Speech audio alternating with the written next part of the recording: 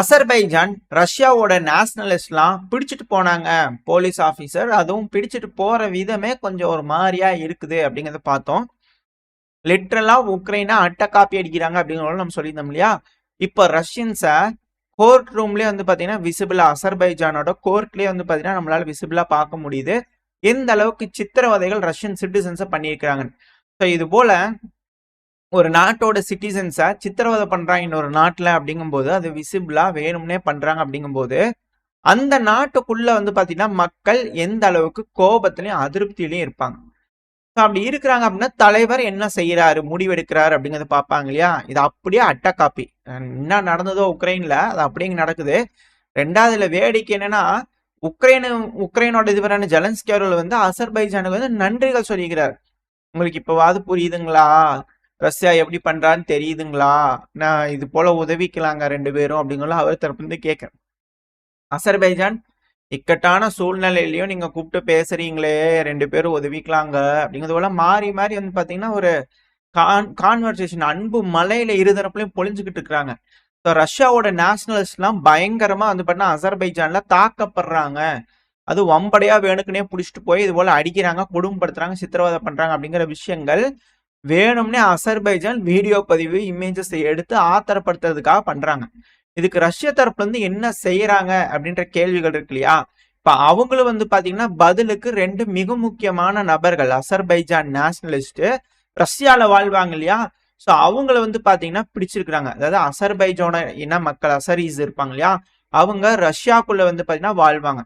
இப்போ அவங்களுக்குலாம் வந்து பார்த்தா ஒரு சங்கம் வச்சு நடத்துவாங்களே என்ஜிஓ, அதோட தலைமை பொறுப்புல இருக்கக்கூடிய ஒரு நபர் ஷஹின் அப்படின்னு சொல்லிட்டு ஒரு நபர் அந்த வண்டியில வராரு இல்லையா, அந்த பென்ஸ் வண்டியில. ஸோ அவர் தான். ஸோ அவரை வந்து பாத்தீங்கன்னா அரெஸ்ட் பண்ணிக்கிறாங்க. அதே போல இது யாங்கெத்ராபர்க் அப்படின்னு சொல்லிட்டு ஒரு பகுதி, ரஷ்யாவோட ஒரு பகுதி யாங்கெத்ராபர்க். ஸோ அந்த பகுதியில் வந்து பார்த்தீங்கன்னா இவரை அரெஸ்ட் பண்ணிட்டு போயிருக்கிறாங்க. இவர் அரெஸ்ட் பண்ணிட்டு போறதுக்கான காரணம் என்ன, இவர் பையனை இவர் தான் மறைமுகமா மறைச்சு வச்சுக்கிறாரு, இல்லீகல் வேலைகளில் ஈடுபடுறாரு, இது போல ஃபண்டிங் அப்பா பண்ணாருன்னா பையன் களத்துல இறங்கி தீவிரவாத வேலைகள் செய்யறதுக்கெல்லாம் பெருமளவுல உதவி பண்றாங்க. அதாவது இதுக்கு பின்னாடி ஏகப்பட்ட விஷயங்கள் இருக்கு. தீவிரவாத தாக்குதல் சமீபத்துல கூட வந்து பாத்தீங்கன்னா ரஷ்யாக்குள்ள நடந்தது. இதுக்கெல்லாம் பெருமளவுல இப்பன்ட்டு எல்லாம் ஆரம்ப காலத்துல இருந்து ரஷ்ய அதிபரான விளாடிமிர் புட்டின் அவர்கள் இதுதான் சொல்றாங்க, இந்த அசர்பைஜானை பயன்படுத்தி தீவிரவாத தாக்குதல் எங்க நாட்டுக்குள்ள பெருமளவுல பண்றாங்க இந்த மேற்கு அப்படிங்கிற சொல்லிட்டு இருந்தார். இப்ப அது போல விஷயங்கள்லாம் டீகோடு பண்ண இது போல மிக முக்கியமான நகர்கள்லாம் அரெஸ்ட் பண்ணக்கூடிய அந்த வளையத்துல வரும்போது எவிடன்ஸ் எல்லாம் கிடைக்கும் போது இப்ப அசர்பைஜான் வந்து பாத்தீங்கன்னா பிரிகாஷனரியா ரஷ்யன் நேஷனலிஸ்ட வந்து அடிக்கிறாங்க, பிடிக்கிறாங்க. ரெண்டாவது இந்த ஜேர்னலிஸ்ட்லாம் வந்து பார்த்தா பிடிக்கிறாங்க. ஸோ அதே போல குற்றங்கள் சொல்லி இப்போ ரஷ்யா வந்து பார்த்தீங்கன்னா அசர்பைஜானோட நபர்களை பிடிக்கிறாங்க. ஸோ இரு நாடுகளுக்குள்ளேயும் உரசல்கள் ரொம்ப அதிகரிச்சுக்கிட்டே இருக்கு. இப்போ என்னன்னா அந்த பையன் வந்து சரண்டர் ஆனதுக்கு அப்புறமா அந்த நபரை வந்து பார்த்தீங்கன்னா விட்டுட்டாங்க. இந்த ஷஹீன் அவர்கள் இருக்காலே அவரை வந்து விட்டுட்டாங்க அப்படின்னு சொல்றாங்க. இப்போ அதே போல வந்து பார்த்தீங்கன்னா யூசிஃப் அப்படிங்கிற ஒரு நபரை வந்து பார்த்தீங்கன்னா அரெஸ்ட் பண்ணிக்கிறாங்க. இவர் யார் அப்படின்னா அலெக்ஷிவ்ஸ்கி அப்படின்னு சொல்லிட்டு ஒரு பகுதி, ஒரு மார்க்கெட் இருக்கு ரஷ்யால. இது எங்கன்னா ஒரான்ஸ் பகுதியில.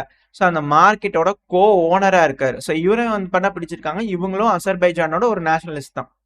அதாவது சோவியத் யூனியன் நாடுகளா இருந்தது இல்லையா. ஸோ அந்த நாடுகள்லாம் வந்து பாத்தீங்கன்னா நல்லா கனெக்ஷன் இருக்கணும்ன்றதுக்காக இந்த நாடுகளுக்குள்ள போக்குவரத்து வாழ்றதுக்கு பிசினஸ் பண்றதுக்கு இது போல விஷயங்களை கொஞ்சம் ஈஸியா இருக்கட்டும்னு ஏதுவா இருக்கட்டும்னு சொல்லி ரஷ்ய தரப்புல இருந்து பண்ணி கொடுத்துருக்காங்க.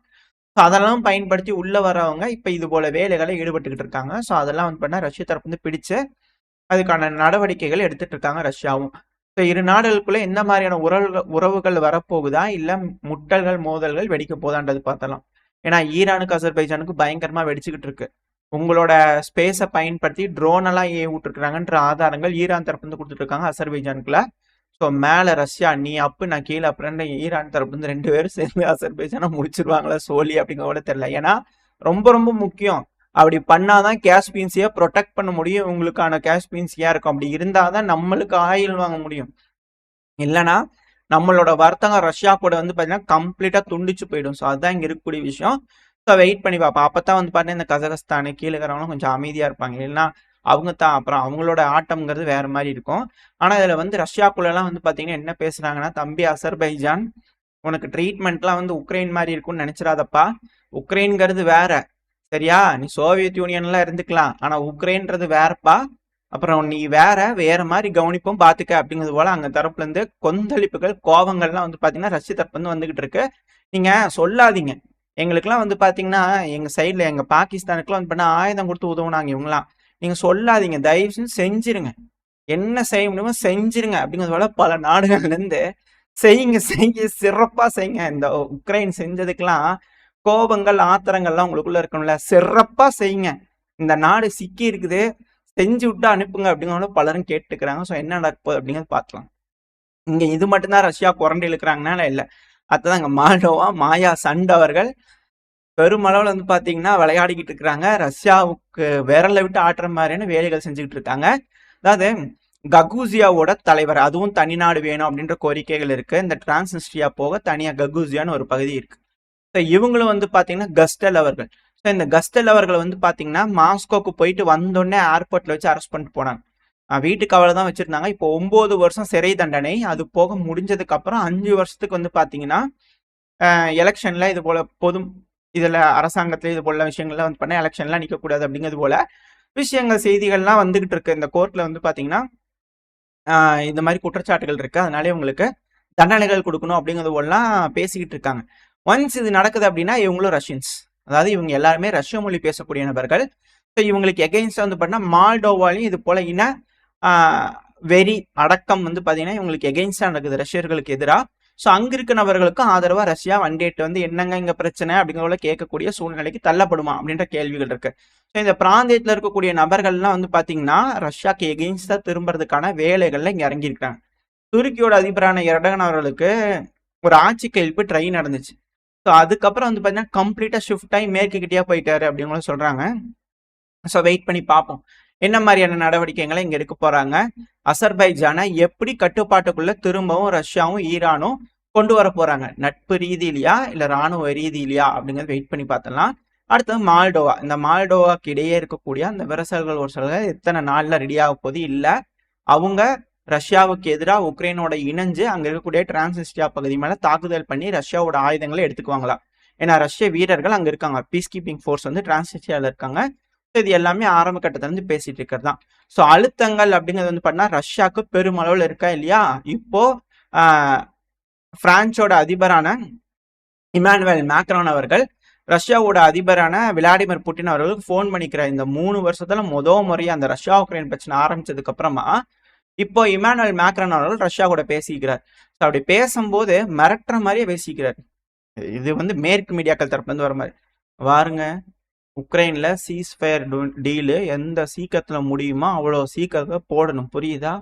இல்லைன்னா பொலிட்டிக்கலி ஐசோலேட் ஆயிருவீங்க, தனிமைப்படுத்தி வச்சிருவோம், பயங்கரமான சாங்ஷன் வந்துடும் அப்படிங்கிறது போல வந்து பாத்தீங்கன்னா இந்த சைடு மீடியாக்கள் தரப்புல வருது. ரஷ்யா கிட்டனா ஐயா தெரியாம நடந்துருச்சு ஐயா, கேஸ் எல்லாம் கொஞ்சம் பிரச்சனையா இருக்குது ஐயா. ஏன்னா அதிகமா ரஷ்யா கிட்ட இருந்து வாங்கி ஸ்டோர் பண்ணது பிரான்ஸும் ஒருத்தங்க, ஒன்னு இட்டாலி அப்படின்னா அடுத்தது பிரான்ஸும் ஒருத்தங்க. இவங்களே எப்படின்னா அந்த ஸ்டாக் பே தீரும் போது ரஷ்யா கிட்ட பேசுவாங்க, பழகுவாங்க, எல்லாம் பண்ணுவாங்க. ஸோ பண்ணதுக்கு அப்புறம் ஸ்டாக் எல்லாம் ரீஸ்டாக் ஆகி ஃபுல் ஆயிரும், இந்த ஸ்டோரேஜ் கெப்பாசிட்டி ஃபுல் ஆயிரும். அப்போ வந்து பாத்தீங்கன்னா வீர தீரமா இந்த மைக்கு பிடிச்சி பேசக்கூடிய வேலைகள்லாம் செய்வாங்க. ஸோ இப்போ கொஞ்சம் கேஸ் ஸ்டோரேஜ் கொஞ்சம் வீக்கா இருக்கு, ஸோ அதனால கால்ஸ் போயிருக்கு. ஐயா கேஸை மட்டும் கொடுத்துருங்க யா ப்ளீஸ் யா அப்படிங்கிறது போல கேட்டதா சிலர் தரப்புல இருந்து சில மீடியாக்கள் தரப்புல இருந்து வருது. எது எப்படியோ இரு தரப்புலயும் வந்து பாத்தீங்கன்னா இது போல அது இந்த ட்ரம்ப் அவர்கள் வந்ததுல இருந்து அவர் ஒரு மாதிரி ஸ்டேட்மெண்ட் சொல்றாரு, ஆனா சம்பந்தப்பட்ட நாடுகள்லாம் வேற மாதிரி ஸ்டேட்மெண்ட் சொல்றாங்க. இப்போ அதே ஃபார்மேட்ல இமானுவேல் மேக்ரன் அவர்களும் வந்து பாத்தீங்கன்னா ரஷ்யா கிட்ட மிரட்டிக்கிறாங்களா அப்படின்ற சந்தேகங்கள் வருது. சரி பார்ப்போம் என்னதான் முடிவுகள் ரஷ்யா எடுக்க போறாங்க. பிரான்ஸோட இமானுவேல் மேக்ரன் அவர்கள் சொன்ன மாதிரி சீஸ்ஃபயர் டீலுக்கு ஒத்துக்க போறாரா இல்ல ஒத்துக்காம பயங்கரமா உக்ரைனை தாக்க போறாங்களா, என்ன நடக்குது அப்படிங்கறத வெயிட் பண்ணி பார்த்தலாம். இப்ப அடுத்து அப்படியே அமெரிக்காவுக்கு வந்துட்டோம்னா இந்த டிராமாக்கள், அதாவது நம்ம முதல்ல இருந்து சொன்னதான் இந்த நாடக மேடை இந்த உலகமே அதுல அரங்கேறுதுங்கிற முடியாது, அதுல மிக பெரும் அரங்கேற்றம் அப்படிங்கிறது அமெரிக்க தரப்பு. ஏன்னா பென்டகான் வந்து பாத்தீங்கன்னா உக்ரைனுக்கு கொடுக்க வேண்டிய ஆயுதங்களை பாஸ் பண்ணிட்டாங்களாமா. அதாவது இதுக்கு மேல வந்து பாத்தீங்கன்னா பெருமளவில் இந்த ஏர் டிஃபென்ஸ் சிஸ்டம் தேவைப்படக்கூடிய மிசைல்ஸ், இந்த ஏர் டிஃபென்ஸ் சிஸ்டம் வேணுங்கிறது, அடுத்தது இந்த ப்ரிசைஸ் மியூனிஷன்ஸ் சொல்லுவாங்க இல்லையா, இந்த அட்டாக்கம் சிஎஸ், ஹிமார்ஸ், ஸோ இது போல விஷயங்கள்லாம் வந்து பார்த்தீங்கன்னா உக்ரைனுக்கு கொடுக்கறத ஸ்டாப் பண்ணிட்டாங்களாம்மா கம்ப்ளீட்டா அமெரிக்கா. காரணம் என்னன்னா பயமா இருக்குதாம்மா, அமெரிக்கா கிட்ட இருக்கக்கூடிய அந்த ஸ்டாக் பைல்ஸ், அதாவது செஞ்சு சேர்த்து வச்சுக்கிறாங்க இல்லையா, அந்த ஸ்டாக் பைல்ஸ் கிரிட்டிக்கல் லெவலை விட தேவைப்படும் போது அதை எடுத்து யூஸ் பண்ணணும் அப்படிங்கிறது போல வச்சிருப்பாங்க இல்லையா, இதுக்கு குறையாம வச்சுக்கணும் அப்படிங்கிறது போல ஸோ கிரிட்டிக்கல் லெவலை விட ஸ்டாக் பிரைஸ் வந்து கம்மியாயிரும், ஆயுத பதுக்கி வச்சுக்கக்கூடிய ஆயுதங்கள் குறைஞ்சிரும் அப்படிங்கிறதுனால ஸ்டாப் பண்ணிட்டோம் அப்படிங்கிறத சொல்றாங்க. ஆனா இதே ட்ரம்ப் அவர்களோட அரசாங்கம் இஸ்ரேல் இருக்கிறாங்க இல்லையா, அவங்களுக்கு $510 மில்லியன் அளவுக்கான எய்டு, மிலிட்ரி எய்டு உதவிகள் இமீடியட்டா கொடுக்கணும்னு காங்கிரஸ் சபையில வந்து பார்த்தா ப்ரொபோஸ் பண்ணிக்கிறாங்க. இமீடியட்டா சப்ளை பண்ணுங்க இஸ்ரேலுக்கு அப்படிங்கிற இந்த குற்றச்சாட்டுகள் உக்ரைன் தரப்புன்னு சொல்லிட்டு இருந்தாங்க. இங்க தர வேண்டிய ஆயத்தெல்லாம் புடிங்கி இஸ்ரேலுக்கு கொடுத்துட்டு இருக்கிறாங்க. அப்புறம் எப்படிங்க நாங்க சமாளிக்கிறது அப்படிங்கிற சொல்லிட்டு இருக்கிறாங்க. இல்ல இந்த கைடன்ஸ் சிஸ்டம் இருக்கக்கூடிய இந்த ஏர் டிராப் குண்டுகள்லாம் இருக்கு இல்லையா, ஸோ இது எல்லாத்தையுமே பிரத்யேகமா இஸ்ரேலுக்குன்னு ரீடைரக்ட் பண்ணி விட்டுருக்காங்க அமெரிக்கா அப்படிங்கிற சொல்றாங்க. அடுத்தது வந்து பாத்தீங்கன்னா இங்கதான் இஸ்ரேலுக்கு கொடுக்குறாங்க இல்லையா, இப்ப அடுத்தது வந்து பாத்தீங்கன்னா யமன் ஹவுதிஸ். இந்த யமன் ஹவுதிஸ் வந்து பாத்தீங்கன்னா இன்னைக்கு சாயங்காலத்துல இருந்து இஸ்ரேல் மேல வந்து பண்ண பயங்கரமான தாக்குதல் பண்றதுக்கு ட்ரை பண்ணி இருந்துக்கிறாங்க. அதுவும் பென்குரியான் ஏர்போர்ட், டெல் அவிவ், இந்த பகுதிகள்லாம் வந்து பாத்தீங்கன்னா பாலஸ்தீன் 2 மிசைல்ஸை யூஸ் பண்ணி தாக்குதல் பண்றதுக்கு ட்ரை பண்ணிக்கிறாங்க. அதுவும் ட்ரோன்களை யூஸ் பண்ணி தாக்குதல் பண்றதுக்கு குறைஞ்சது 3 ட்ரோனாவது இருக்கலாம் அப்படிங்கிற சொல்லப்பட்டது. இது யமன் ஹவுதிஸ் தரப்பு வந்து கிளைம் பண்றாங்க. ஸோ ட்ரோன்கள் மிசைல்னு கம்பைன்டான ஸ்ட்ரைக் இஸ்ரேல் மேல. ஸோ இது போல வேலைகள்லாம் இருக்கும்போது இப்ப இஸ்ரேலு யமன் ஹவுதிஸ் மேல அட்டாக் பண்ணுவாங்களா இல்ல ஈரான் மேல அட்டாக் பண்ணுவாங்களான்னு ஏகப்பட்ட சிக்கல்கள் இருக்கு இல்லையா. இப்ப அமெரிக்காவுக்கு தலையாய கடமை அப்படிங்கிறது மிடில் ஈஸ்ட் தான் இருக்கு. ஸோ அதனால பெருமளவில் அவங்களோட ஆயுத சப்ளைங்கிறது மிடில் ஈஸ்டை நோக்கி இருக்கு, அதுவும் குறிப்பா இஸ்ரேலை நோக்கி இருக்கு. ஸோ அதனால உக்ரைனுக்கு கொடுக்கறதுக்கு முடியல அப்படிங்கிறது போல நாடகங்கள் அதாவது சொல்றாங்க. இது போல ஸ்டேட்மெண்ட்ஸ் வந்துகிட்டு இருக்கு, உண்மையா கூட இருக்கலாம். ஆனா எப்படி இன்னும் பேட்ரியாட் ஏர் டிஃபென்ஸ் சிஸ்டம்லாம் ஆப்ரேட் ஆகிட்டு இருக்குது உக்ரைன்ல அப்படின்ற கேள்விகள் வருது. இன்னும் சில நாட்கள் தான் அப்படின்னு சொல்றாங்க. ஸோ வெயிட் பண்ணி பார்த்தலாம். இப்போ இஸ்ரேல்ல தாக்குதல் பண்ணாங்க இல்லையா, இதுல வந்து பண்ணா டெல் அவிவ் பகுதி, அஸ்கலான், எலியாட் பகுதி, இது எல்லாத்தையுமே டார்கெட் வச்சிருக்காங்க யமன் ஹவுதிஸ். இதுல டெல் அவிவ் பகுதியில் வந்து பாத்தீங்கன்னா பயங்கரமான வெடி விபத்து கேட்டதா சொல்லப்பட்டு வருது. ஆனா இம்பாக்ட் ஆயிருக்காது. இந்த வானத்திலேயே வந்து பாத்தீங்கன்னா அதாவது எக்ஸோ அட்மாஸ்பியரிக்லேயே வச்சு அடிச்சிருக்கோம் அப்படிங்கிற இஸ்ரேல் தரப்புன்னு சொல்றாங்க இல்லையா. ரீஎன்ட்ரி ஆனாதானே ஹைப்பர்சோனிக் ஆகுது, ரீஎன்ட்ரி ஆகிறதுக்கு ஸ்பேஸ்லேயே வச்சு அடிச்சிட்டோம்னா அப்படிங்கிற அடிக்கிறாங்க இல்லையா, ஸ்லிங் ஷாட்னு சொல்லிட்டு. ஸோ அது போல வெடி விபத்துலாம் கேட்டிருக்கலாம், அதனால பெரும் வெடி விபத்து கேட்டிருக்கலாம். அதுக்கான இமேஜஸ்லாம் ஷேர் ஆகிட்டு இருக்கு. ஈரான் லான்ச் பண்ணும்போது எப்படி இன்டர்செப்ட் பண்ணாங்க, ஸோ அதே போல இவங்க லான்ச் பண்ணும்போது இன்டர்செப்ட் பண்ணிக்கிட்டு இருக்காங்க இஸ்ரேல் அப்படிங்கிற சொல்றாங்க. இஸ்ரேல் முழுவதுமே வந்து பாத்தீங்கன்னா ஏர் ரைடு அலர்ட்ஸ் வந்து பாத்தீங்கன்னா கொடுத்துட்டு இருந்தாங்க, ஏர் அலர்ட் வந்து பண்ண கொடுத்துட்டு இருந்தாங்க. ஸோ இப்போ ஓரளவுக்கு இம்பாக்ட்லாம் இல்லை அப்படிங்கிற சொல்லப்பட்டு வருது. ஸோ வெயிட் பண்ணி பார்ப்போம் என்ன மாதிரியான முடிவுகள் இங்க இருக்கக்கூடிய தலைவர்கள்லாம் எடுக்க போறாங்க. ஏன்னா அமெரிக்க தரப்புல இருந்து ஒரு B2 பாம்பர் வந்து யமன் ஹவுதிஸும் விசிட் பண்ணணும்னு நினைக்கிறேன் அப்படிங்கிறதெல்லாம் ஸ்டேட்மெண்ட்ஸ் பார்க்க முடிஞ்சது. ஸோ மிரட்டல்கள்ங்கிறது எல்லா பக்கத்துலையும் அமெரிக்க தரப்புலேருந்து வருது. அந்த நாடுகள்லாம் மிரள போறாங்களா இல்லை மிரட்ட போறாங்களான்றதான் பார்த்துக்கலாம். அடுத்து அப்படியே ரஷ்யாவுக்கு இந்த ஆப்பிரிக்கா சைடில் வந்துட்டோம்னா, ரஷ்யாவோட இந்த ஆப்பிரிக்கன் கார்ப்ஸ் இருக்கிறாங்க இல்லையா, அவங்க மாலியோட இராணுவத்தோட சேர்ந்து இந்த தீவிரவாதிகளை தொடர்ந்து எலிமினேட் பண்ணக்கூடிய வேலைகளை இறங்கியிருக்காங்க. திரும்ப வந்து பார்த்தீங்கன்னா ஒரு கான்வேயில் அதிக அளவில் கோல்டு இது போல விஷயங்களை எக்ஸ்ட்ராக்ட் பண்ணுறாங்களே, ஸோ அதெல்லாம் பாதுகாப்பாக எடுத்து வந்திருப்பாங்க போல தெரியுது. யுரேனியமாக கூட இருக்கலாம். ஏன்னா அதிகப்படியான இயற்கை வளங்கள் அங்கிருந்து தான் இந்த பிரான்ஸ் தரப்புல மேற்கு தரப்புன்னு சொல்லிட்டு இருந்தாங்க. இப்போ அதெல்லாம் தடுக்கப்பட்டதுனால அங்கே தீவிரவாதிகள் அதிகரிச்சுட்டாங்க. ஏன்னா அவங்கள கட்டுப்பாட்டுக்குள்ள வச்சிருந்தது அவங்க தான். கட்டவிழ்த்து அவங்களே இல்லை அப்படிங்கும்போது கட்டவிழ்த்து விட்ட மாதிரி ஆயிடுது இல்லையா. கொஞ்ச நாள் அப்படி இருந்துச்சு. இப்போ ஆப்பிரிக்கா கரப்ஸ் களத்துக்குள்ள இறங்க ஆரம்பிச்சாங்களா, இப்போ தேடி தேடி அடிச்சுக்கிட்டு இருக்காங்க. நம்ம அப்படியா என்ன பார்த்தோம் 2 நாளைக்கு முன்னாடி அந்த டாப் நபர்களை கொண்டாங்கன்னு சொல்லியிருந்தாங்க இல்லையா, இப்போ திரும்பவும் ஒரு 100 பேர்த்துக்கிட்ட வந்து பார்த்தீங்கன்னா சூழ்ந்து ஒரு மிக பெரும் தாக்குதலை பண்ணிடலாமா, ஒரு ஆப்ரேஷன் பண்ணிடலாமான்னு இந்த தீவிரவாதிகள்லாம் வந்திருக்கிறாங்க. இவங்களாம் இப்படி வருவாங்க, நம்ம செஞ்சு செய்யணும் இந்த தடவை அப்படிங்கிறது போல இந்த ஆப்பிரிக்கா கரப்ஸ்லாம் ரெடியாகி போயிருந்துருக்குறாங்க. 100 பேர் அட்டாக் பண்ணதில் 80 பேர்த்த நாங்கள் நியூட்ரலைஸ் பண்ணிட்டோம். இதில் 20 பேர் வந்து தெரிச்சு ஓடிட்டாங்க, தப்பிச்சிட்டாங்க, கையில் சிக்காமல் போயிட்டாங்க அப்படிங்கிறது போல வருத்தத்தோட வந்து பண்ண வீடியோ பதிவுகள்லாம் இப்போ ஆப்பிரிக்கா கரப்ஸ் தரப்பு வந்து விட்டுருக்குறாங்க. இதுக்கு மேலே இந்த பப்பு வேகாது, முன்னாடி இருக்கிற மாதிரி இல்லை. ஏன்னா ட்ரோன் வீடியோக்கள், அதிநவீனமயமான ட்ரோன் வீடியோக்கள், ட்ரோனை யூஸ் பண்ணி நாங்கள் ரஷ்யாவோட ஆப்பிரிக்கா கார்ப்ஸ் அடிக்கிறோம், வேக்னார் அடிக்கிறோம், அவங்களை அடிக்கிறோம்னு சொல்லிட்டு வீடியோ பதிவு தொடர்ந்து வந்துகிட்டே இருக்கு. இப்போ இவங்க கை வச்சாலே 100-150 பேர் தான் கை வைக்கிறாங்க. சும்மா லேசலாம் இப்பெல்லாம் வந்து ஆப்பிரிக்கா கார்ப்ஸ் கை வைக்கிறதே இல்லை, கும்பலா அடிச்சுட்டு இருக்காங்க. இதே போல போகுது அப்படின்னா தீவிரவாதிகளா, சகல் ரீஜன்ல தீவிரவாதிகள் இருந்தாங்களா அப்படிங்கிற கேள்விகள் வர அளவுக்கு மாறிடும் அப்படிங்கிற ஸ்டேட்மெண்ட்ஸா வந்துட்டு இருக்கு. என்ன ஏதுங்கிறது வெயிட் பண்ணி பார்த்தோம்.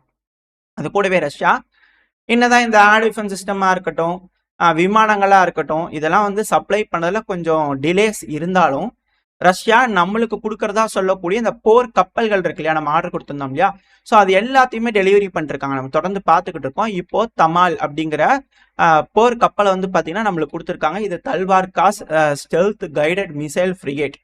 ஸோ இது நம்ம நேவி கிட்ட வந்து பார்த்தீங்கன்னா ஒப்படைச்சிருக்காங்க. இதுக்கப்புறம் கலிங்கன்கிராட்ல இருந்து நம்மளோட நாட்டுக்கு வரும் அப்படிங்கிற சொல்லப்பட்டு வருது. அது கூடவே இந்த நாட்டோ நாடுகள் இருக்கிறாங்க இல்லையா, இவங்க அன்மேன்டு போட்லாம் வந்து பார்த்தீங்கன்னா டெஸ்ட் பண்ணிக்கிட்டு இருக்காங்க. இந்த அன்மேன்டு போட்ல ட்ரோன்கள் இருக்கும். இந்த ட்ரோன்கள் வந்து பார்த்தீங்கன்னா படகுல வச்சு அந்த சின்ன கப்பல் தானே அன்மேன்டு போட்டுங்கிறது. ஸோ அதில் வந்து ட்ரோன் வைக்கிறாங்க அப்படின்னா அலைகள் வேக வேகமாக வரும்போது அது கவிழ்ந்துடலாம், விழுந்துடலாம், இது போல வேலைகள்லாம் இருக்கு இல்லையா.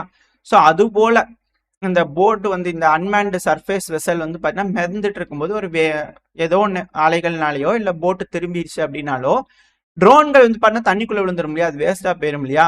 ஸோ அதனால இந்த ட்ரோன்கள் வந்து பண்ண FPV ட்ரோன்கள், இந்த ட்ரோன்கள் இருக்கு இல்லையா, காமிகாசு ட்ரோன்கள், தண்ணிக்குள்ளே விழுந்துருச்சுன்னா ஆட்டோமேட்டிக்காக அதுவே வந்து பார்த்தீங்கன்னா ஆப்ரேட் ஆகி ஆன் ஆகி மேலே எந்திரிச்சு அந்த போட்டை கண்டுபிடிச்சி பார்த்தீங்கன்னா அந்த போட் ஓப்பன் ஆயிருக்கா இல்லையா என்ன எதுங்கிறது பார்த்தா அந்த இடத்துக்கு போயிடும். இல்லைன்னா பாசிபிலிட்டி நியர்பை டார்கெட்ஸ் எது சேஃபான லொகேஷன் அங்கே போய் ரீச் ஆயிரும் அப்படிங்கிறது போலலாம் டெஸ்ட் பண்ணிட்டு இருக்காங்க. இது அதிகப்படியாக வந்து பார்த்தீங்கன்னா வேஸ்டேஜஸை தடுக்கும். ஏன்னா இந்த ட்ரோன்கள் அன்மேன்டு ட்ரோன்கள் அப்படின்னாலே சர்ஃபேஸ் விசல்ங்கிறது எந்த அளவுக்கு இழப்புகளை ஏற்படுத்தும் அப்படிங்கிறது பார்க்குறோம். இப்போ அந்த சர்ஃபேஸ் விசல்ல ட்ரோன்கள் இருக்கு, டிஃபென்ஸ் சிஸ்டம் மாதிரி வேலை செய்ய, ரெண்டாவது அட்டாக்கிங் சிஸ்டமாக வேலை செய்யும். அப்படிங்கும்போது வேற ரேஞ்சில் வந்து பார்த்தீங்கன்னா இந்த ட்ரோன் தொழில்நுட்பங்கிறது போயிட்டு இருக்கு. இது எல்லாமே வந்து பார்த்தீங்கன்னா சேட்டலைட் கம்யூனிகேஷன், எலக்ட்ரானிக் வார்ஃபேரு, இந்த ரேடியோ கம்யூனிகேஷன், ஸோ இது போல விஷயங்களை சப்ரஸ் பண்ணாங்க அப்படின்னு இதெல்லாம் வேலை செய்யுமா அப்படின்ற கேள்விகள் இருக்கு.